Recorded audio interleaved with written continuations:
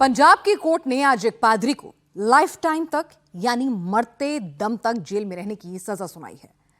जब इस पादरी को सजा सुनाई जा रही थी तो इसने बीमार पत्नी की दुहाई दी। बीमार पत्नी की दुहाई देने वाले ये पादरी बजिंदर हैं, जो मुर्दों में जान फूंकने का दावा करता था। कैंसर जैसी बीमारी को एक झटके में खत्म करने का दम भरता था, लेकिन इसकी हकीकत यह है कि यह रेप का दोषी है। बजिंदर धर्म और इलाज की आड़ में कैसे गंदा काम करता था, कैसे चंगाई सभा के नाम पर महिलाओं का यौन शोषण किया करता था। देखिए ये रिपोर्ट।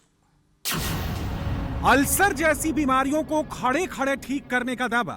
सोनी कौन है? सोनी मेरा नाम है। अल्सर आप कौन है? हाँ। डॉक्टर कह रहे हैं? हाँ जी। परमेश्वर का आत्मा बोल रहा है मत डर, आज से आपकी रिपोर्टें नॉर्मल होंगी। मैं नेपाल से आया हूँ, मेरा नाम सोनी है। तो मैंने यहाँ पे आया, पापा जी मेरे लिए प्रोफेसर किया है, नॉर्मल रिपोर्ट के साथ ब्लेस्ड हूँ। चमत्कारी पानी से मुर्दे को जिंदा करने का दावा।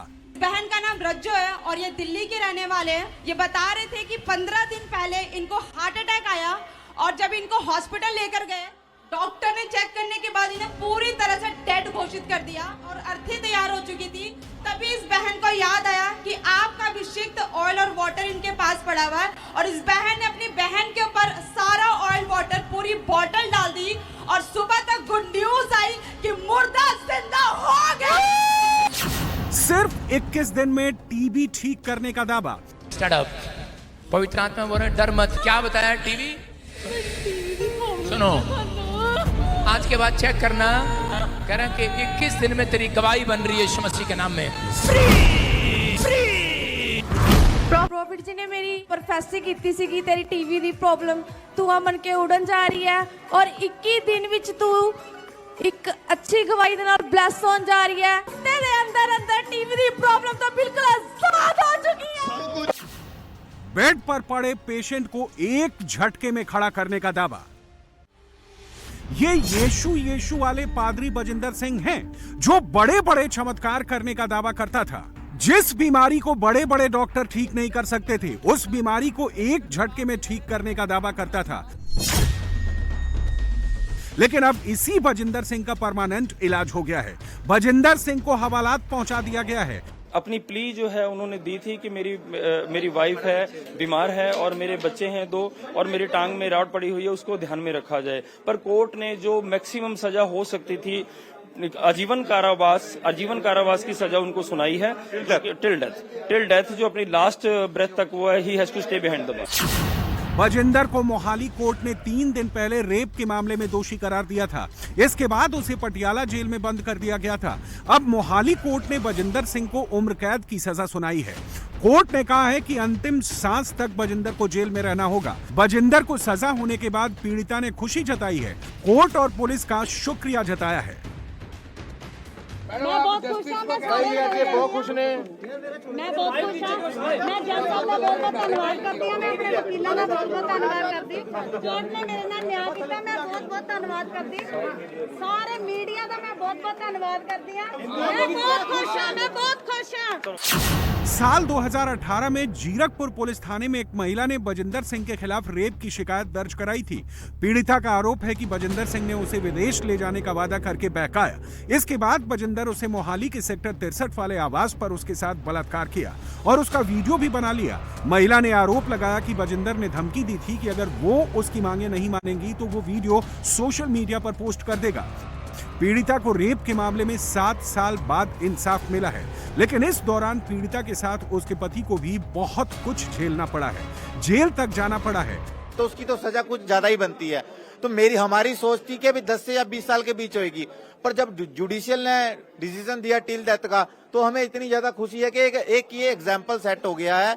अगर कोई और भी पीड़ता है, जैसे हमें इंसाफ मिला है, आप भी लड़ो, आपको भी इंसाफ मिलेगा। उसे मार रहा है, वो उसी तरीके से डर के बैठा है। जैसे लड़की डर के बैठी है ना वहां पर, उसी तरीके से वो डर के बैठा है, क्योंकि समा हर किसी का आता है।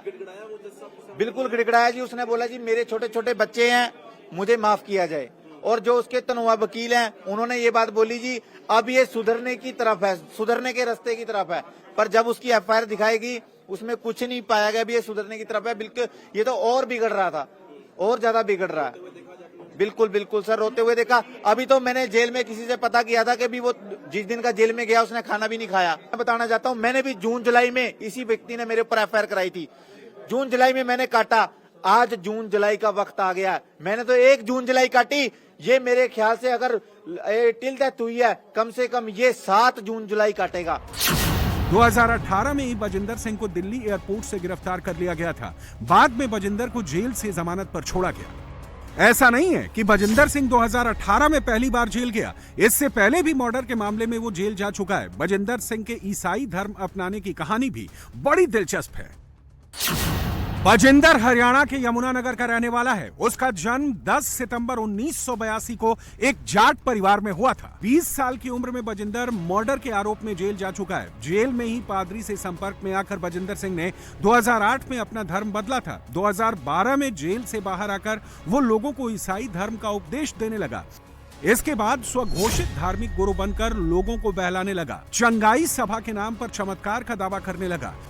ये देखो आ गया यीशु फायर, प्लीज पीछे कैबिन में टच ले लो आज उस मसीह को।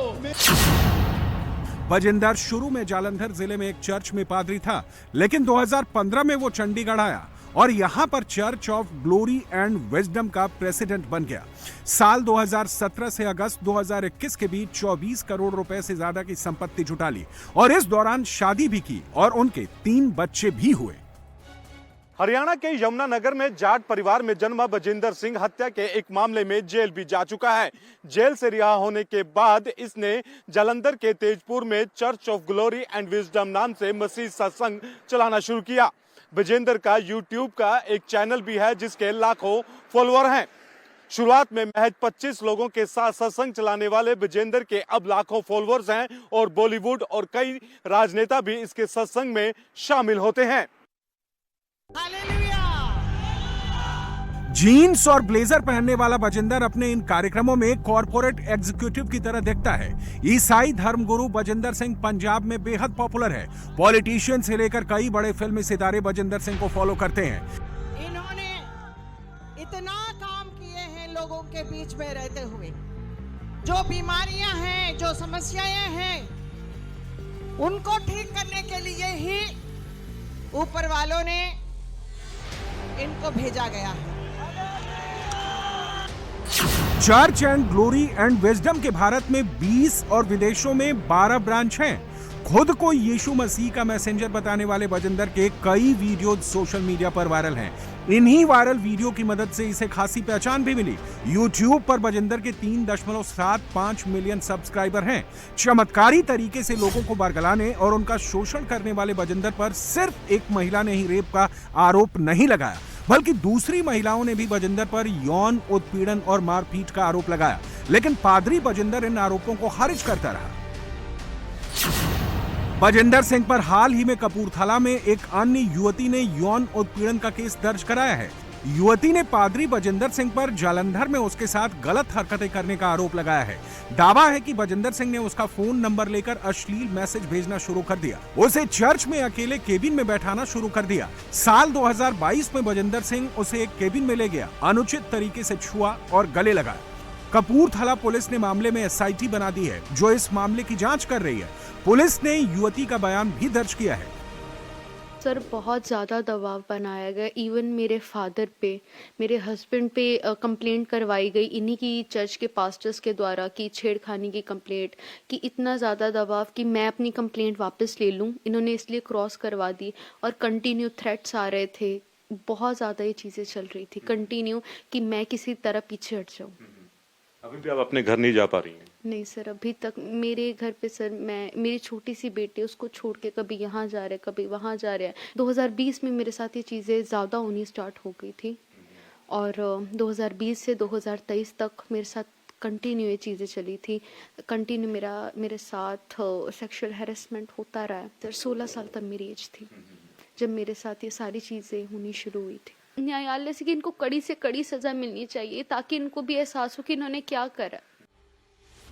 इतना ही नहीं, पादरी बजिंदर सिंह पर अपने ऑफिस में महिलाओं के साथ दुर्व्यवहार करने और पीटने का भी आरोप लगा है। ये वीडियो बजिंदर के चंडीगढ़ ऑफिस का है। इस वीडियो में 6 से 7 लोग बैठे हैं। तभी बजिंदर अपनी चेयर से उठकर आता है और एक युवक पर फाइल मारता है, फिर थप्पड़ मारने लगता है। जाते जाते बच्चों के साथ बैठी महिला की तरफ उंगली दिखाता है। इसके बाद लगातार बहस करता है और फिर महिला पर कॉपी फेंक कर मारता है। इसके बाद चेयर से फिर उठकर आता है, पहले महिला का गला पकड़ता है और फिर थप्पड़ मार देता है।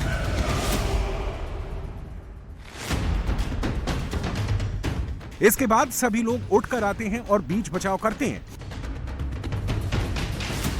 कि जिस दिन ये चीज़ सामने आई थी उनको पता था, जब मैंने रिजाइन दिया, हमारे ही एक जो हमारे साथ निकले हैं उनमें से एक व्यक्ति को बुलाकर बोला गया था कि जो ये बच्चों के ऊपर जो ज़्यादा वो कर रही है ना, इसके बेटे कहते कोर्ट और प्रभु तो बाद में देखेगा, इसको पहले मैं देखूंगा, इसको मैं बताऊंगा कि मैं क्या कर सकता हूँ। पादरी बोले थे। हाँ जी, उन्होंने डायरेक्ट धमकी दी थी। उसके बाद संडे को भी उन्होंने धमकी दी थी कि ये जो उन्होंने बोला जो मुझे बर्बाद करना चाहती है ये पास्टर, ये विधवा हो जाए, इसके बच्चे नाथ हो जाएंगे और ये बर्बाद हो जाएगी, ऐसी लैंग्वेज में उन्होंने सरेआम मुझे धमकी दी थी।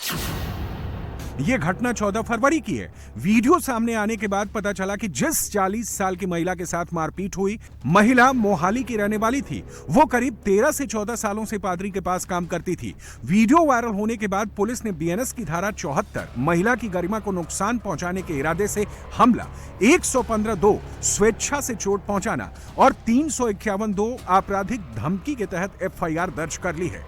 खुद को प्रॉफिट बताने वाला बजिंदर लोगों को एचआईवी, गूंगेपन और बहुत कुछ से ठीक करने का दावा करता है। उसे मेरे यीशु से खासी लोकप्रियता मिली है। 2018 रेप मामले में उम्र कैद की सजा पा चुके विजेंदर की मुसीबतें आने वाले समय में कम होंगी, ये संभावना ना के बराबर है। इसके पीछे वजह है कि विजेंदर के खिलाफ 2 और महिलाओं ने एफआईआर दर्ज कराई है, जिसमें से एक सेक्सुअल हरासमेंट की है तो दूसरी मारपीट की, जिसकी सीसीटीवी फुटेज हाल ही में काफी वायरल भी हुई थी।